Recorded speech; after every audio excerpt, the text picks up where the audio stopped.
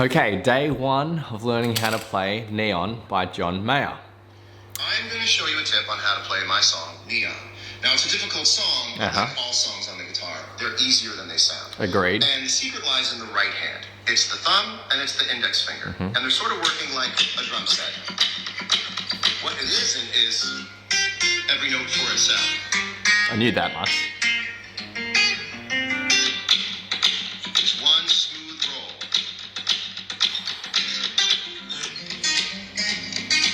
Tried to learn this before and I'm pretty sure I learnt it the wrong way. Thumb and index finger, right? So apparently according to John, so.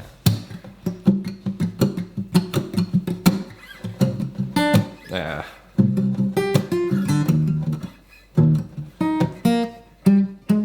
I'm just trying to get the rhythm down first, I'd say. This hand is definitely the most important, so. I think that's kind of what he's doing, just like thumb, index, 1 and a 2 and a 3 and a 4 and a... I don't know exactly what the notes are at the moment, but I don't think the notes are really that important yet. I think once I get this sort of rhythm down, the right hand, then it should sort of work out from there.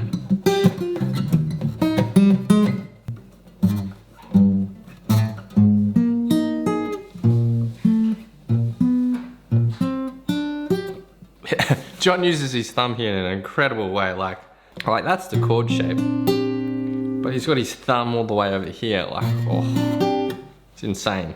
This is a real mind fuck, but I think I just need to get the rhythm down, and then if I tab it out, that probably will help me to visualize what needs to be played and where the mutes are, but yeah, I'm just about getting that rhythm down first. Okay, so currently just working on Neon.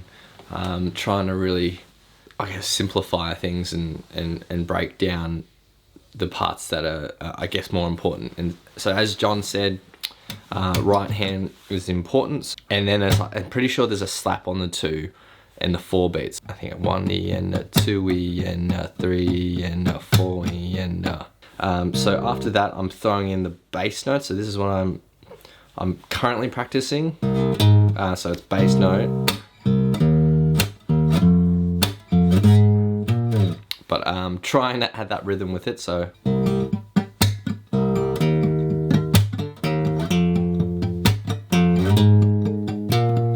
Yeah.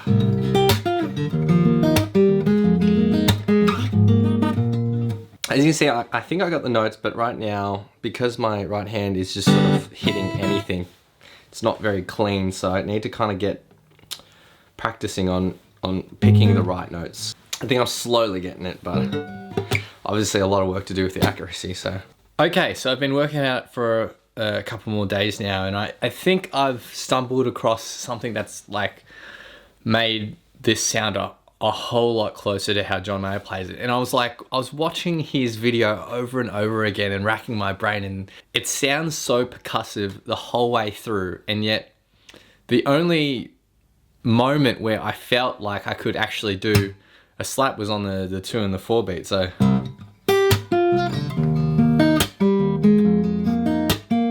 And that sounds a lot, way different to how John plays it, you know, how he demonstrates that rhythm.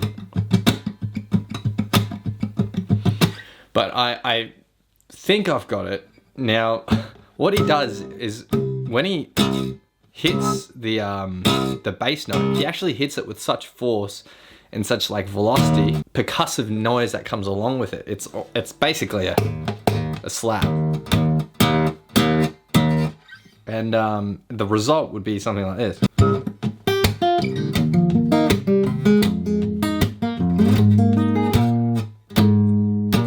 So making a little bit of progress with this riff.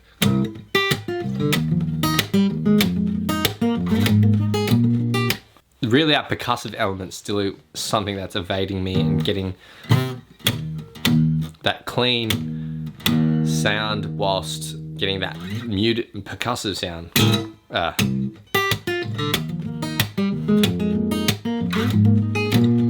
Been working on the main riff quite a bit over the last week, and I'll tell you what, I'm starting to get, you know, some calluses in places I've never had calluses before. So the picking is quite harsh, I guess, on your fingers. So you do need to build up those calluses, especially if you're going to be practicing it a whole lot. It will just result in blisters and calluses. So that's just a fact. The way that John Mayer plays this, when he hits the bass notes, it's more of like a slap, like that. It's less of a pluck, because that's pretty boring, and it has no percussive element to it. But by slapping like this, that way he gets the percussive element whilst hitting the note.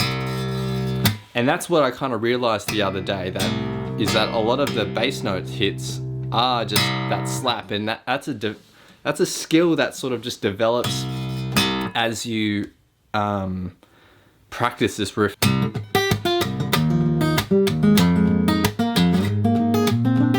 But you get the idea. The thumb slap is everything. I'm starting to understand a little more and more. It really is just a pop. So people who play bass out there will be able to pick this up fairly quickly. But if you've never done this technique before, it really is something you kind of just got to keep trying until you're like, one day a light bulb moment comes off and you're like, oh, that's how you do it.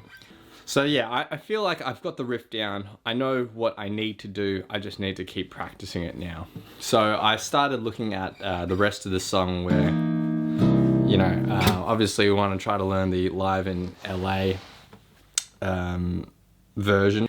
Everything is so freestyle, and like there's so many percussive elements. The rhythms are they're not all over the shop. He is playing very in time, but just the rhythm and the syncopation is really tricky to sort of get. So I'm slowly getting there.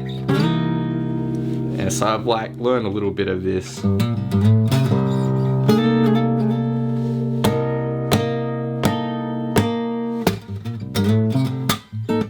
So now I've been working on the intro,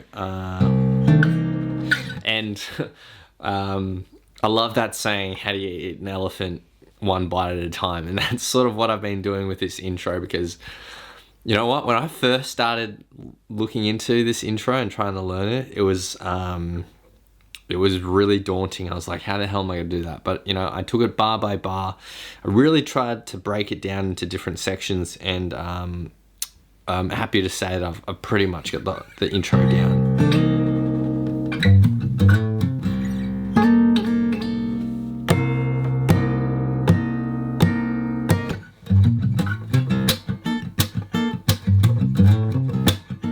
You know, stuff like the chorus is like...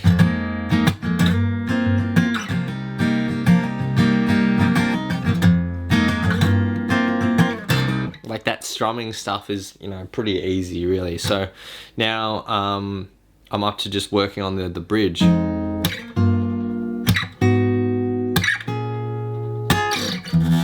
Yeah, that bit, I don't...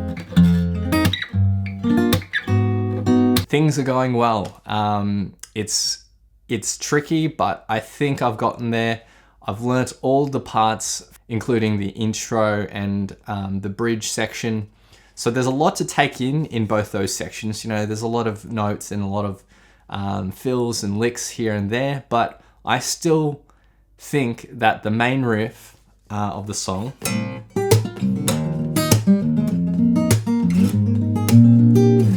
is the hardest part of this song. And I think it's just because of the finger picking method. It's very... I mean, if you play bass guitar, then this might come a lot more naturally to you. But just like using the side of your thumb to slap, you know, these bass notes is really kind of unnatural to me. I've never really played like that. But that's kind of what John Mayer does. What have I learnt from learning this song, this riff? Well, you're going to need to practice a lot. You're going to get calluses on your thumb. So the side of your thumb where you're slapping, and also your index finger. And if you don't get calluses, then I don't know if you're practicing enough. Or maybe you're just freakishly good. But for me, within the first sort of 3 2 to 3 weeks of just playing that riff, like my calluses started building up. I was blistering within the sort of first week of just continuously playing that riff. So where am I right now in this whole process of learning a song and, you know, breaking it down to teach you guys? Well, right now I've learned all the parts. I can play through the whole song just, you know, I can't play through the whole thing without messing up yet. But right now I'm tabbing it all out, and I'm sort of like, this isn't going to be a note for note transcription of the Live in LA version. It's going to be very close. You're almost going to feel like you're playing it note for note, but I simplify things here or there. And the reason why is just so it's more about you learning the structure of the song as opposed to rote learning note for note. I always use this analogy where it's like, if I teach you the song note for note as John plays it, it's like you memorizing each letter of a whole paragraph of a story, and you reciting every single letter and remembering every single letter in order. But what I'm trying to do is to teach you, you know, the sentences and the dot points, so you get the overall gist of the story. So you could retell the story in a few different ways, as opposed to having to to recite all those letters one by one. And it's, you know, it's not a very good way of learning songs. When you try to go to note for note, you need to really sort of understand the structure more, and then you can add your own spice and all that other stuff. You know, when I learn a song, a lot of the time is spent on me sitting down and thinking, okay, how am I going to convey this to a beginner or you know, someone who's learning the song in a way that they can understand, and in a way where, you know, they can learn the small chunks and sections and then put it together to create a bigger whole. Yeah, so that's where I'm at, and that always takes the longest time. Always. Even if it's like a really simple song, that's still where I spend most of my time, by really like thinking about how I'm going to present it to you guys.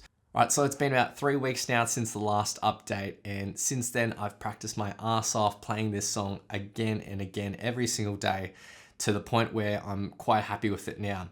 So I filmed the lesson, and I've also filmed a performance cover with my good friend Daniel Kellart. But I hope you've enjoyed me documenting this learning process. Now, if there's anything that I've learned from this process, it's that things always seem harder than they actually are. And even if it's you know, a mammoth task, for me, this was a song that I always thought I would never be able to play. But I sat down, I was like, okay, I'm gonna make this happen. If you're determined, you show up, you practice every day, and you break things down bit by bit, then anything's achievable. So in 1 or 2 weeks' time, I'll be releasing the full lesson, and it is a big lesson. I've put a lot of work into it, so I hope you guys enjoy. And I'll also put out a performance cover as well. If you're watching this in the future, they'll already be released, so you can watch it here or here. Thanks so much, and I'll see you guys next time on Guitar Zero to Hero. Cheers.